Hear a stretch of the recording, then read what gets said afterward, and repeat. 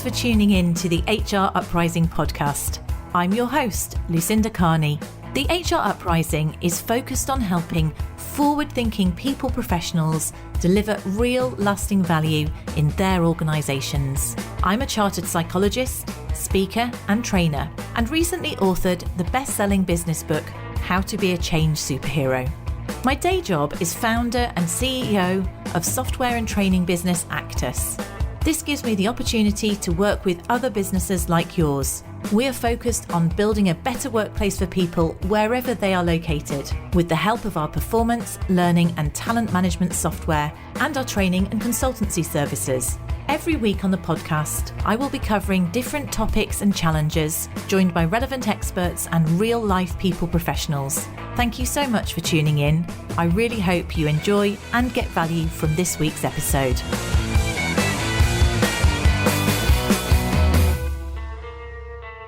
Hello and welcome to this week's HR Uprising podcast. And this week we're going to focus in on personalities, or really how we can communicate better with others in organisations and be more effective. And the person I'm going to talk to today is Rob Toomey. He's the President of TypeCoach. And I'm going to let you explain a little bit about what TypeCoach is before we get into this, Rob, and maybe explain a little bit about your background. Sure. Well, it's a pleasure to be here, Lucinda. Thank you for having me. So over here at TypeCoach, our focus is uniquely on, as you say, that communication element. So we find that historically personality has been used to help Rob understand more about Rob. And while there's some utility in that, the main commercial benefit of introducing this material is helping people understand how to navigate the relationships with the other people around them, whether it's a team context, whether in a leadership development context, or even in the sales context, we're talking about identifying the likely personality of a prospective customer and so on. My background, I started out as a lawyer with big law firms in Boston. I did that for 5 years and learned that that was not a great fit for my personality. And our friends and family had been encouraging my wife and I to follow our passion for this topic. So we launched a business 19 years ago, primarily doing coaching and training inside big organizations. And about 7 or 8 years ago, we built a suite of online tools, which have really changed the game for us. So now we're in 7 languages. We have more than 1,000 coaches using our programs with their clients around the world. So this intrigued me, as many of the listeners would know. So my background is learning and development. I've always been really interested in personality, and I know there are loads of cynics of any kind of personality tool out there. My personal stance on all of them actually is that if you better understand yourself and better understand how you are going to impact on others, or importantly understand others and how they want to be treated, you're going to have better working relationships. And it almost makes it, by almost respecting and valuing differences, we're going to get further than we are if we expect everybody to be the same. But not everyone feels that way. But I think that's kind of where your tool is coming from. In terms of the background to the tool, when I looked into it, I recognized that some of it's based on Myers-Briggs, or what you've done is taken Myers-Briggs to the next level. And I know that although I personally am a Myers-Briggs practitioner and actually I've always rather liked it, there are lots of people who are really cynical about it, feel it's far too boxy, feel that there's no valid. I mean, I am a psychologist as well. There's lots of people who argue there's no evidence for it, or it's not very well validated. Although I think there are many camps around that. So should we get that out on the table, Rob? I'm sure that's not the first time you've heard it. Yeah, no, it's a standard part of the conversation with anyone who encounters us. So a few things to clarify. So yes, we use the same underlying model that the Myers-Briggs popularized, but we actually also use David Kersey's temperament model, which is in some ways more important to our users than the sort of Jung-Myers framework. The skepticism is well-founded. We're trying to address those issues with our approach. And so the primary reasons why there is so much skepticism, or as I say, baggage out there around the Myers-Briggs itself, is primarily due to poor administration. So most people didn't really have the correct administration of it, meaning you're supposed to sit down with someone and have them explain what the preferences mean in a sort of back and forth dialogue where you determine where you see your best fit personality emerging. But 90% of the people, the vast majority of people that we encounter just had the results handed to them and said, here's what you are. And the result is, 30 to 50% in our experience end up later clarifying for a different 4-letter code for themselves if it's properly explained.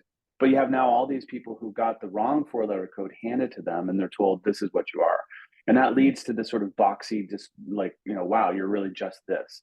When we introduce the concepts, we're basically saying this is simply a preference for one versus the other, but you have the ability to access and utilize the other one all the time. And in fact, healthy, normal people are doing each of these different aspects of personality from a brain functioning perspective quite regularly. So there really is no limitation on our usability of the different functions, but there is still that preference behind it. So I find this particular activity more energizing than you would, and so hang on, let's put you doing that more often.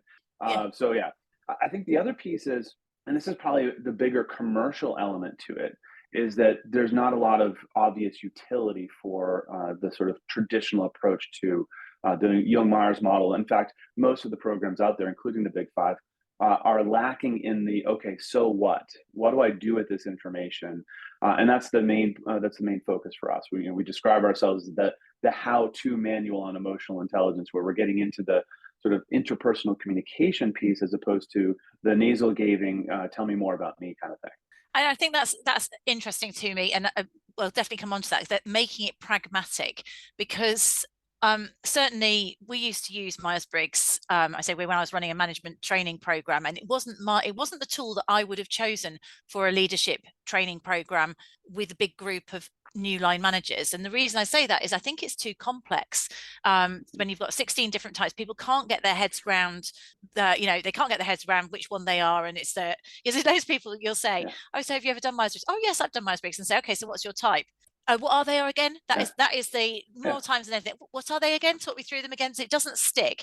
Whereas I personally have found that if you're using just line manager training, some of the really simplistic color type ones are easier for people to get their heads around if you're expecting them to do a training course, half a day training course, and go off and use something.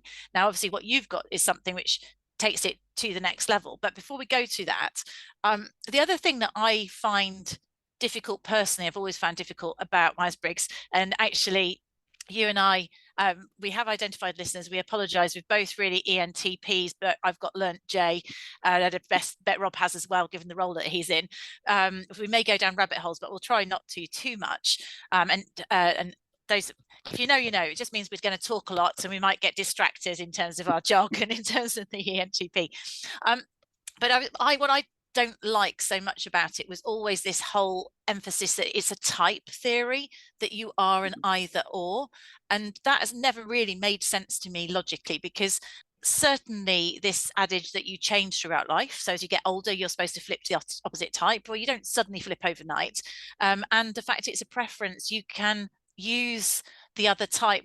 Some of us just find it more or less comfortable to use those other types, and maybe we're more flexible. I don't know, what do you take of that? Was it still type? Do you still need to be a type, or could you be in the middle? And as I don't have a strong preference between J and P, I did Myers-Briggs step 2, and I was a confused J, I think. Yeah, and this is exactly the kind of thing that will come up in a conversation when you have a proper administration, right? Because it's a healthy, normal question, right? We should all be asking this question about sort of how we see ourselves. So the main distinction I make in sort of framing the answer is between our preference and our behavior. The thing that's mostly going to change during the course of our lifetime is how we handle situations. Our behaviors are very modifiable. And as we mature and grow, we recognize, hang on, that's my default preference may not be the best thing to utilize in this situation. In fact, it really shouldn't be used because I've seen it didn't work in the past. So then the question becomes, what would the correct approach be? And even if that's not my preference from a personality perspective, that doesn't mean I can't do it. And in fact, over the course of our natural human lifetime, we learn how to do all these different things to differing levels of degree and success. So I don't think that changes our underlying preference, but over time, we become better and better in that non-preferred category.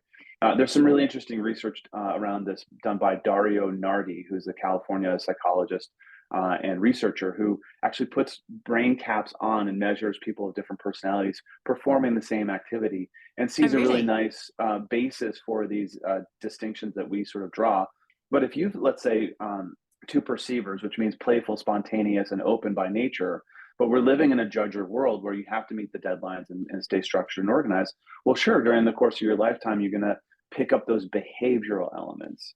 I don't think that that means you're going to switch over and become a judger in our terminology, but you're going to pick up those behaviors. And sure, over the course of 5, 10, 15 years of doing those things, it becomes natural to sort of slip into that like a slipper. But it's not going to actually be more easy or more comfortable or more natural than your normal preference. Your preference. And again, for listeners, if we are Myers-Briggs jargoning, I'm sorry about that. So the whole idea of judging versus perceiving is it's not that you're judgmental. Someone who has a judging preference, they like to get closure on things. They like to understand what's happening and when, and get things sorted, if you like. Whereas perceivers are a little bit more free and easy and like to leave things open, just in case some last minute fun emerges. So there's and they're just going to be a little bit more spontaneous. So the interesting thing on that, Rob, I meant to raise earlier, which I think is why you have this experience. Again, when people have these reports that are thrust in front of them, they're told they're this type. When we were doing this with this large company, this management training, you could actually profile a business, right? And actually in a business world, many companies, this one I would have said was a profile of an ESTJ.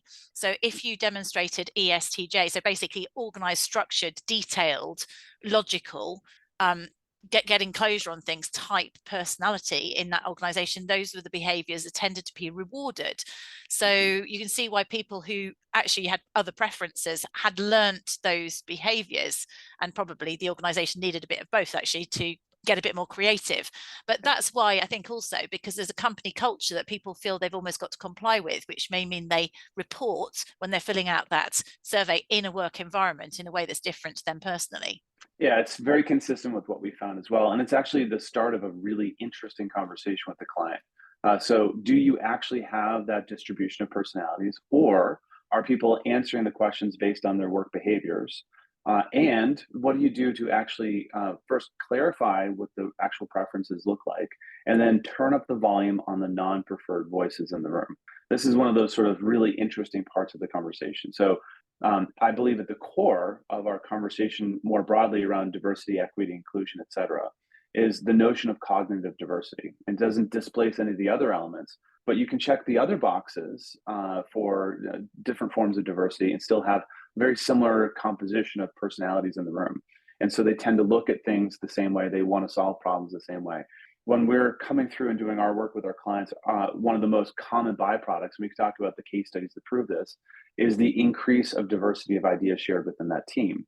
Because what ends up happening for a lot of people who are not, let's say, right in the middle of that norm, is they think that everyone else sees their perspective, and so they don't say it.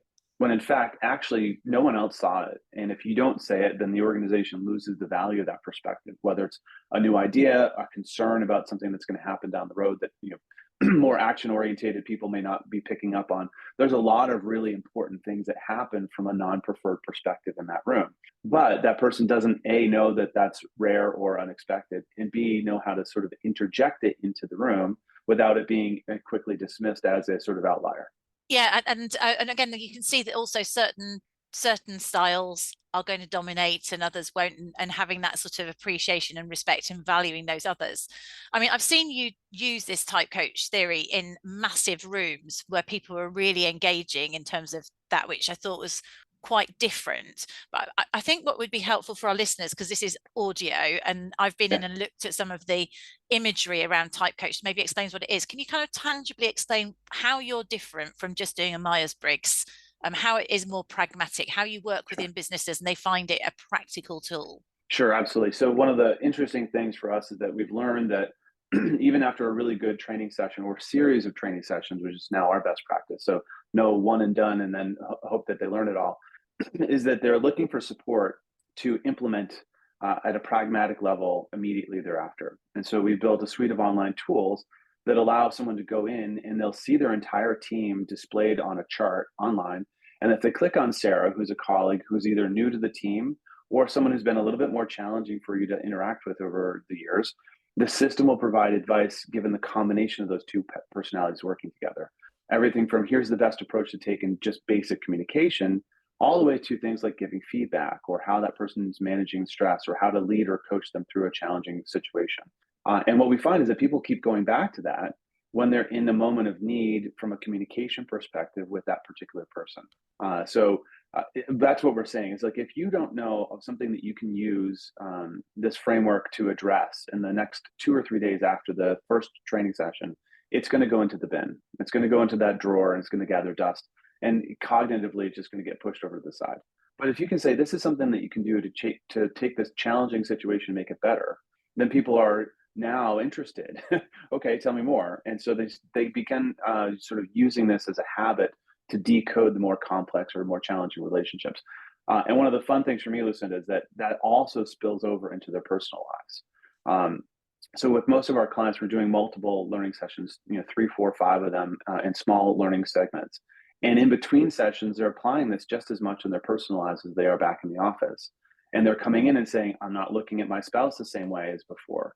And I'm not looking at my kids the same way as before. And so if there's practical sort of application in whatever context, then it takes on a life of its own, and they'll be using this for months and years afterwards. I mean, yeah, you can definitely see how if you get really underneath it, you do well. Once you become passionate about this stuff, you can see it everywhere. You can't stop seeing it. I suppose one of the things with the organizations you work with, though, I can see, I've been familiar with that for a long time, so I would probably be recognizing more traits, so more styles maybe than someone who's new to it.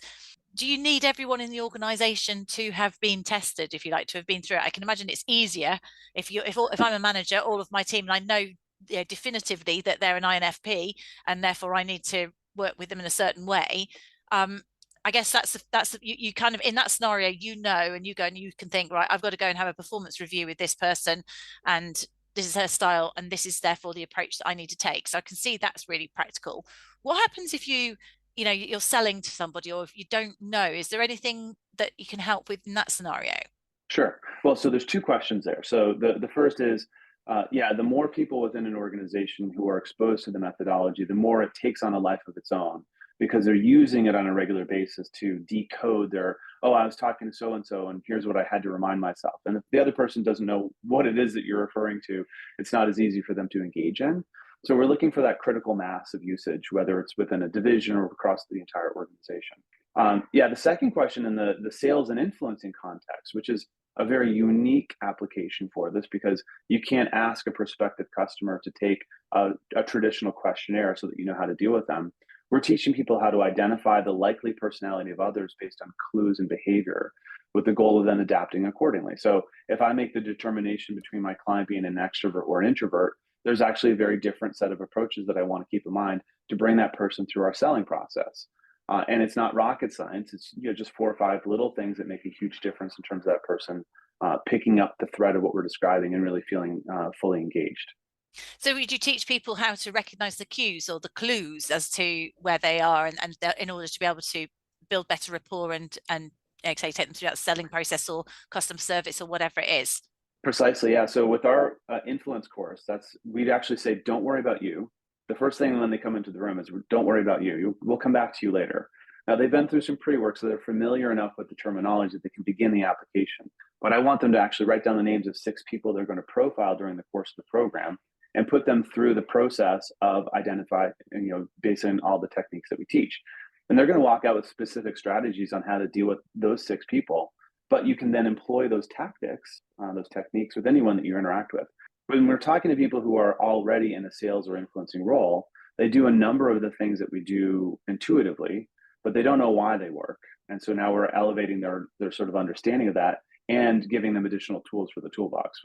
Usually salespeople are great to work with because they're good at giving up conversations where they know there's no chance. But if actually you can go back and show to them why those conversations could have been, you've now expanded their scope of influence to include a whole bunch of prospective customers. Absolutely. So yeah, so because if you haven't unconsciously, you haven't had rapport, or you've had a mismatch with somebody, you can help them expand their pipeline or relationship with them. I can see that.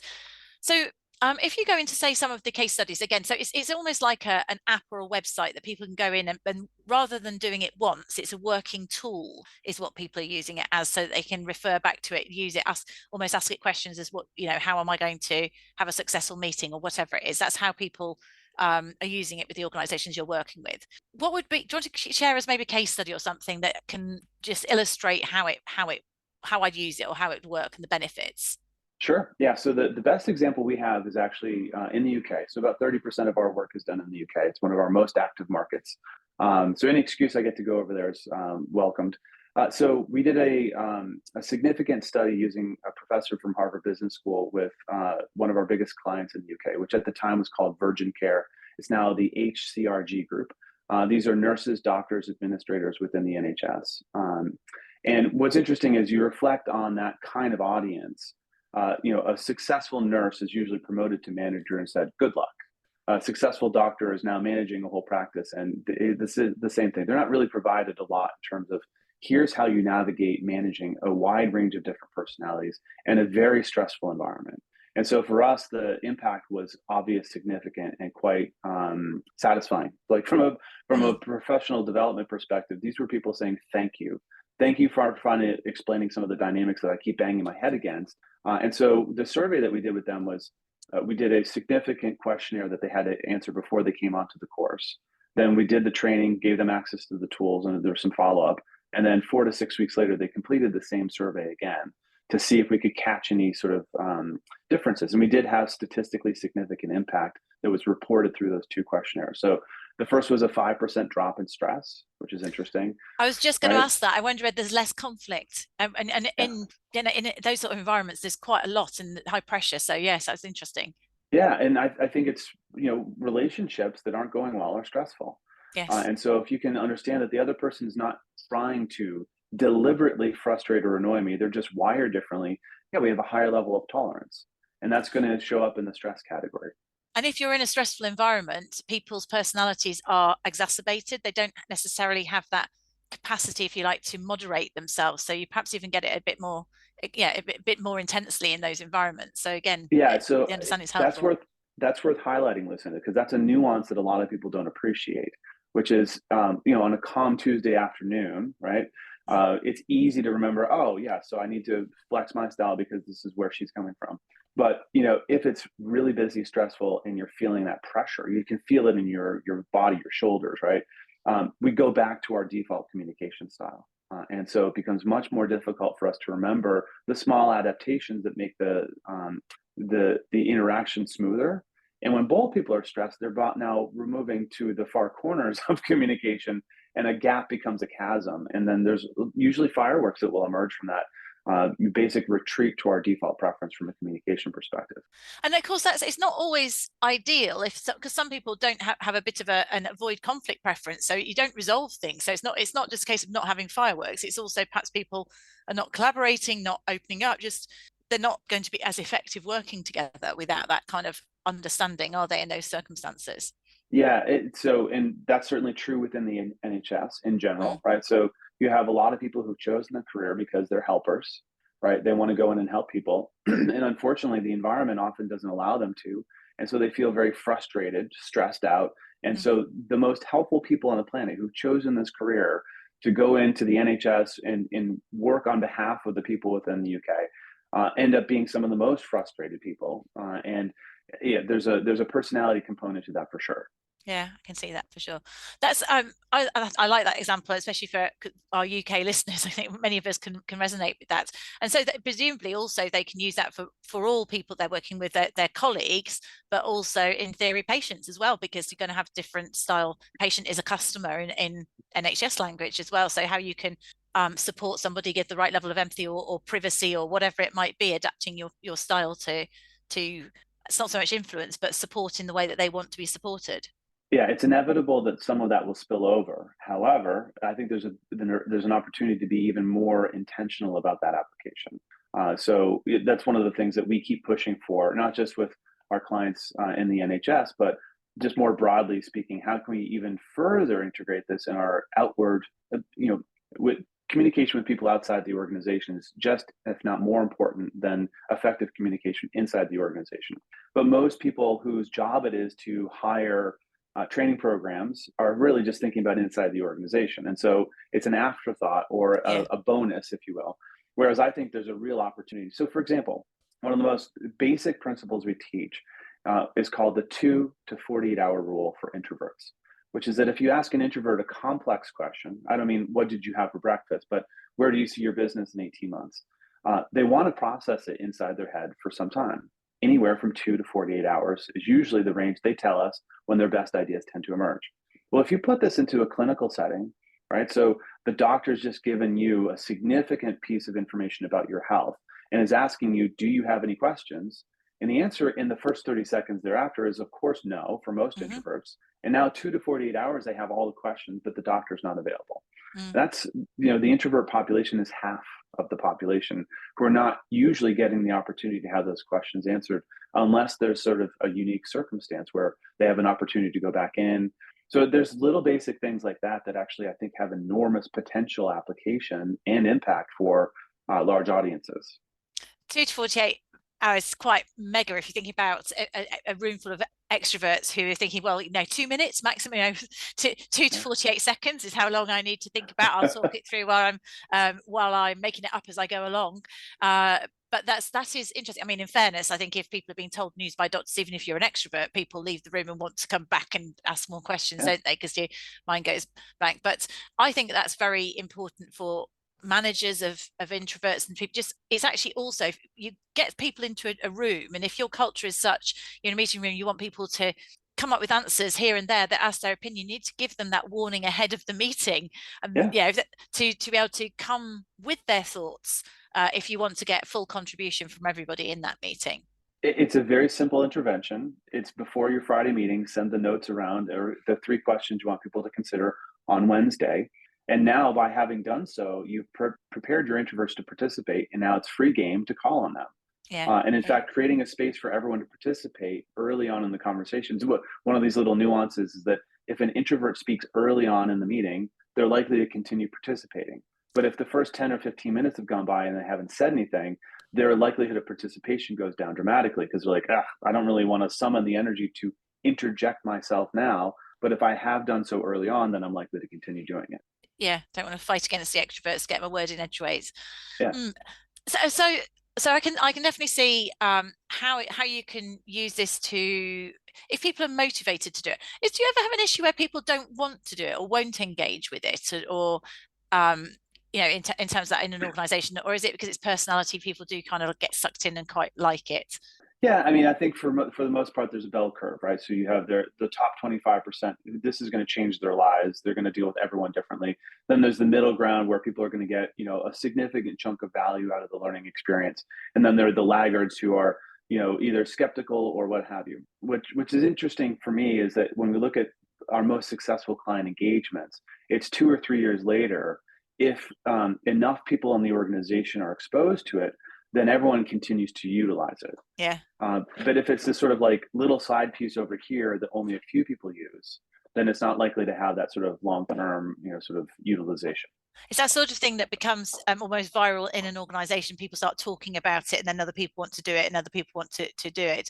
And I guess, would you fit it as part of a management development program? How does it typically fit in an organization? Is it part of something, or is it standalone? So there's 3 main buckets that our clients are putting us into. So team programs, number 1, the bread and butter. It's a struggling team that needs help, a newly forming team that needs to succeed. They're calling us in and saying, give us the language that'll allow us to articulate the differences within the team and unlock the diversity in that sort of that difference. The next most obvious is a leadership development program of some kind, whether it's for new managers or further on in the development. And we're essentially saying this is a skill that all effective leaders should have. And I put that word carefully. I'm not a big should guy, but I think this is one that, if you look at the most successful leaders that we've dealt with, they have the ability to flex their style to meet the different needs of the people that they're managing. So they're doing intuitively what you're giving the skills to more people to be able to do more scientifically, I guess. Yeah. Yeah. And so, I mean, there's great research done on the importance of emotional intelligence in leadership, but people don't know how to increase that score. They're like, could you please just be more emotionally intelligent? And if you can't give people practical things that they can utilize immediately, then they don't really know what that means. And that's quite frustrating. So we're trying to sort of make it clear to them, these are the little things that will make a huge difference for you. I can see, it taps into what interpersonal empathy. It taps into quite a lot of EQ, doesn't it? So that makes sense in another practical way. Certainly, I can see, if I was back in my old role in an organization, how this takes a personality tool from being kind of a box ticking, a thing to do that's vaguely interested, into something that's much more practical, and you're more likely to get something tangible out of it. I mean, have you gone as far as getting ROI type stuff in it? I guess you link into engagement, do you? What sort of things would you do in that area? Yeah, so the study that we did, if we go back to the other details on the Virgin thing, so a Yes. couple quick things. We're rabbit holing, which I love. So the third bucket is the Oh, sales sorry. and influencing bucket, right? So we're getting a lot of activity where people are saying, help us expand our scope of influence so we can get more customers in. So that's the third.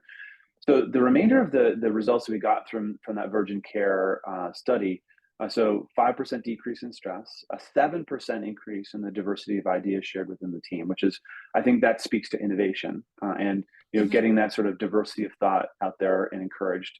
Then there was a 22% increase in the likelihood of staying within the organization, which that's where your ROI comes in, because anyone who knows the NHS knows it's Yeah. very difficult to Yeah. replace people who move on. So if you're working in one region as a radiologist, you move to some other region. Well, now that region has to replace someone, and it's very expensive. So if you can get people to stay longer, then you've actually made a significant impact on your bottom line. So Virgin Care estimated more than £1 million saved over the next 18 to 24 months, which is pretty good because we didn't charge them that much. So that sounds impressive.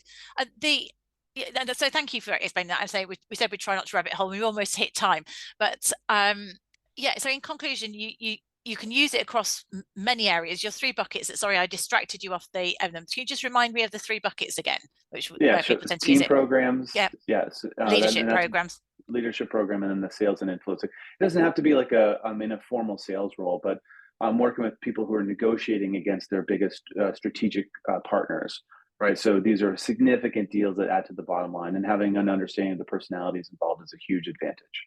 Yeah, great. So thank you for that, Rob. I mean, as you've outlined, although it's an American company, you've got 30% of business in the UK. I know lots of our listeners are UK businesses of all sorts. And actually, you've also got tools where if you're an HR consultant, you could use it and go in and help your customers as well if you're something that is an independent. Do you want to just explain a little bit? I'll put it in the show notes so people can follow with you if they want to know more about what you do. But you've got sort of an associate program, and people can just share that you might know someone else who'd get value from it, and they can find out more about what you do. Yeah, absolutely. So the main path for people who are interested in learning more, we actually have an open registration version of our course that's available to anyone in the HR function at no cost. So you can jump on the course. And part of the reason we do this, Lucinda, is because our approach is so different. People kind of need to see it in order to get it. And so we've just made that course available for the last 4 years, and we've had now thousands of people from around the world jump on the course. It's two-hour webinars, highly interactive, lots of fun, and you get the full dose of what we teach. And then from there, a significant percentage of people will then go on to our certification. So that license people to not only use our tools, but we hand them our training program and say, off to the races you go. And they're out there in the world, delivering the course all over the place. Great. So we'll send you to there to wait to find out more about that if there's something you're interested in doing. I have to say it's something I'm quite keen to do, although I'm not sure if I can fit it on top of my day Yeah. job. But I think it's a fabulous set of tools, and just anything you do to help people bring interpersonal skills to life, actually genuinely get on with people better and get the value, which is what we're all about, building those strong relationships. And actually, you're leveling the playing field. I really like that, the way in which we're thinking about diversity in a different way. Personality is just another way in which we're all different. And some leaders are, they are naturally good at EQ and they rise up, but some people could be good at it if they're given the skills and tools, and we haven't necessarily known how to do it. So this makes it quite practical, doesn't it, and spells it out. I think a lot of people feel intimidated by this notion of, how am I supposed to do this? I'm not going to do this. I'm just going to bring myself into every room, and then the room can deal with me.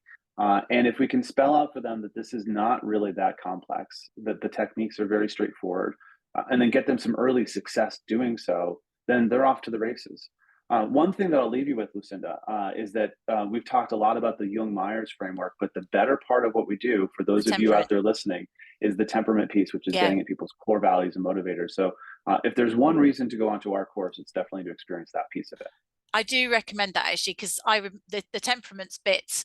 Well, I was taught temperaments when I was training Myers-Briggs as well, but it was very it feels more robust. It feels a bit less, it feels quite solid in terms of just intuitively in terms of that. So again, I recommend, wanting to know what temperaments is, it's just different combinations. But why don't you go and follow Rob's link and you'll know what temperaments is, if that's something that's made you think about it.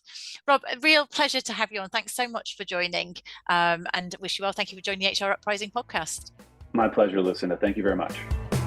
I really hope you found this week's episode useful and enjoyable. If you did, perhaps you could recommend us to a friend or colleague, or give us a review on your platform of choice. It really helps new listeners to find us. Now, you can access links to any of the information mentioned in this show via the website www.hruprising.com. Further free resources are also available at www.actus.co.uk. There you can also find out more about our software and training solutions. Finally, why not join our LinkedIn group, the HR Uprising, to share ideas and collaborate with other like-minded people professionals. Thank you for listening to the HR Uprising podcast.